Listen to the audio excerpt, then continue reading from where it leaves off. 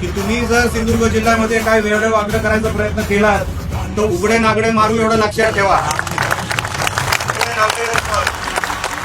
पुढे नाटकं करायची नाही सिंधुदुर्ग जिल्ह्यामध्ये, आणि पुन्हा मालवणमध्ये तर मुळीच नाही. इथे तुमच्यासाठी लोकशाही नाही, लोकशाही फक्त इकडे हिंदूंसाठी. आम्ही जे सांगणार ते तुम्हाला ऐकावं लागेल. गपचूप शिस्तीत राहायचं, म्हणजे गपचूप शिस्तीत राहायचं. तुम्हाला नाही ना आम्ही त्रास देत, तुमच्या नाही ना आमचा कोण मुलगा अंगावर आहे, तुमची नाही ना कुठली मुलगी पळवायला जात, तुमची नाही ना कुठली जमीन मागत, तर गपचूप राहायचं आणि शिस्तीत राहायचं, एवढं लक्षात ठेवा. इथून पुढे सांगणार नाही, पोलिसांना सांगणार नाही साहेब ती टपरी पाडा, मीच जाऊन पाडणार, घेणार 4-5 गाड्या किंवा पाडून टाकणार. आणि हा फक्त टपरीचा विषय नाही, टपोरांना पण लागू होतो. लक्षात ठेवा. म्हणून आपल्याला सगळ्यांना मी विनंती करण्यासाठी इथे आलो. हा विषय धर्माचा आहे, लक्षात ठेवा, कुठल्या पक्षाचा नाही.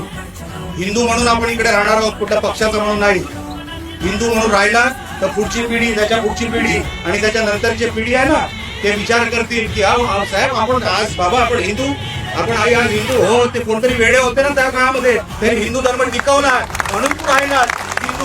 सांगायला काही नंतर जेव्हा आई वडील जन्माला येतील आणि मुलं जन्माला घालतील ना, जेव्हा आडनावं आम्ही अनेक वेळाला सांगतो, अहो आमची आडनावं हिंदू राहिलीत ना, ते छत्रपती शिवाजी महाराज होते म्हणून आमची आडनावं हिंदू राहिली, नाहीतर तुमच्यातला पण कोणी इक्बाल आणि इब्राहिम झाला असता.